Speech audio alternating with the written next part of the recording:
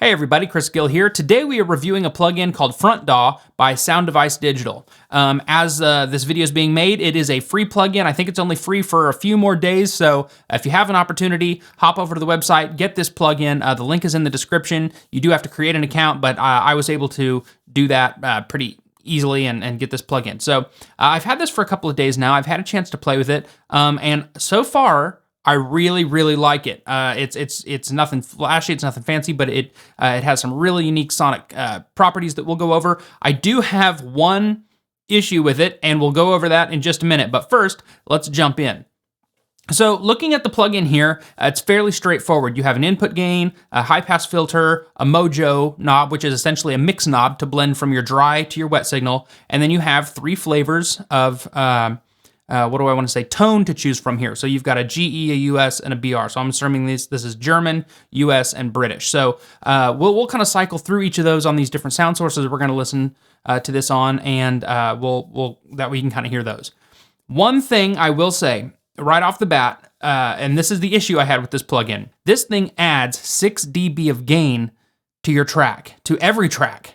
And so without even any settings being dialed in, if I were to just throw this on this right here, this is adding 6 dB of gain to my track. Well, if you do that to every track in your mix, you're going to overload your master bus in a hurry. So the one thing I would say to the manufacturer is, please, in a future update, give us the ability to trim that signal, because that's the other thing. Right now, this plugin does not have a trim knob on it, and so that's a little frustrating trying to dial in some of that preamp gain and not being able to level match the plugin to the original signal. So there's my little tidbit of that. So, but other than that, I really like this thing. Let's jump in, start listening to this on some sound sources. So the first thing we're going to listen to this on is drums. I'm a drummer, that's my instrument, so whenever I test new plugins, I really like to put them on drums because I can get a real good feel for the nuances of the plugin, how they're reacting to transients, to the tonal properties, there we go,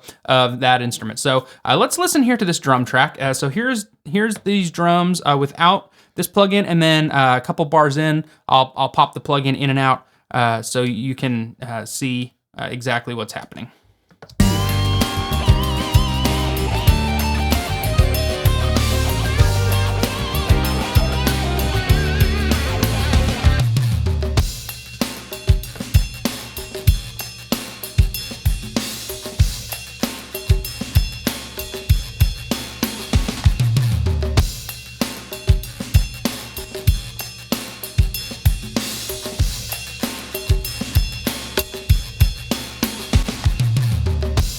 All right, so right off the bat, the thing I noticed is this has a really strong kind of analog vibe to it. So when I was first learning to mix sound, a lot of times I would mix sound in live venues for bands and things, and they'd have old analog consoles, to mix on. And one trick I learned really early on was if you drive the drums into that console and get that needle really, hitting in the red, it gives the drums some extra punch, some extra knock. Makes them sound real aggressive. And the reason that is it's actually saturating that transient of those drum hits, distorting them a little bit, and giving them a little grit. And again, when that comes across in the context of the mix, it makes them sound more aggressive, harder. So to that end, I really like this. I think it's doing just that. It sounds like a preamp. Now, again, I'm not using this on an individual track. I'm actually playing it to a whole drum bus. But even so, I noticed the snare drum had a little bit extra decay on it, and that kick drum was really punching. So kudos to that. So if you're curious about what's going on here, because this plugin's adding extra gain to my track, I have actually set up a mix knob to work in conjunction with this so that I can add gain, and it's turning down the output essentially immediately after the plugin to compensate for that. So I actually made a separate video on this. The link is in the description as well. So be sure to check that out if you're kind of curious about what voodoo I'm spinning here. Same thing with this bypass button. I've got this set up so that I can bypass both plugins at the same time. All right, so that's drums, and I really like how that's sounding on drums. So the next source I want to listen to is vocals. Let's go over to vocals, and we will start this right here, and let's give this a listen. So let me get the plugin open here and the mix tool, And that, okay. All right, so let's start with these in bypass, and we'll just kind of listen to the vocal, and then I'll toggle the plugins in, and we can hear the effects. Help me dry on my tears and help me lay on my fears and help me, I think I am falling. Does anybody hear me calling? Help me dry on my tears and help me lay on my fears and help me, I think I am falling.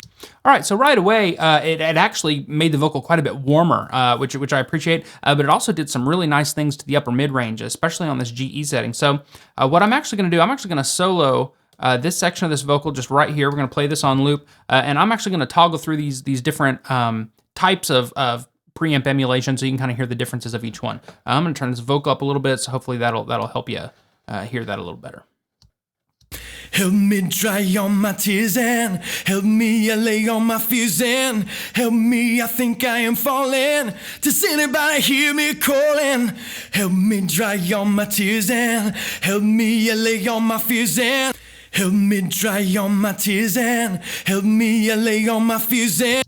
All right, so the differences between these three, to me, are real subtle. At least on this vocal track. We'll play them on, we'll do the exact same thing on a bass track, and I think you're really gonna hear the difference there. But right off the bat, again, this GE just has some really aggressive upper mids, which I like. I shouldn't say aggressive, but have add some presence to the upper mids to make them really cut through the mix. The US, this is a very, very clean sounding preamp to me. It was just clean. That's the word I can use to describe it. And this British did something really unique. It actually kind of rounded out the sound. I did notice it was breaking up a little bit more where the other two were not. So that was a little interesting. That could be used, to your advantage in mix if you need to have something cut through a little bit more. So, but overall, any three of these would work in the context of a mix for me. It just kind of depends on the song and the sound I'm going for. So let's listen to, finally, this on bass guitar. So let's put this back to where it kind of was. And I'm gonna push this up in the mix so we can really hear this. And let's go back to this section here and listen to the bass guitar. And same thing, we're gonna start with these out, and then I'm going to add them back in, a couple bars in, and then after that, we'll toggle through some flavors so you can hear the differences in each. So here we go.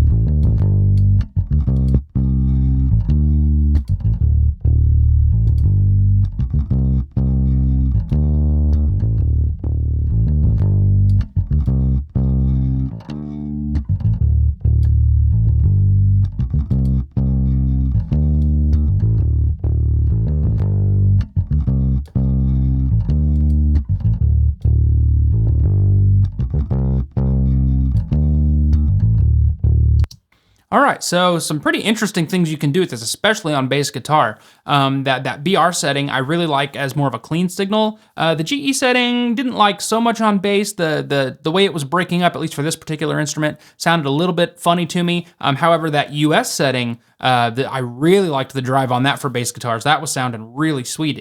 It wasn't. It had just kind of the right amount of grit in the high end to me, added a nice little bit of punch in the low end, and then that high pass filter, ironically enough, to use on a bass guitar, actually helped kind of tame some of that low end. It created some really nice, really interesting low end effect. So I really appreciate that. So that is my initial impression of the FrontDAW plugin. Again, right now, this is a free plugin. I think normally it goes for about $54 US. So if you're watching this video and that promotion's still running, go get that right now. You will not regret it. This is a great plugin. I can see myself absolutely using this in the future on bass guitar, vocals, drums, maybe even a master bus if you're real gentle with it. It may even work in that situation.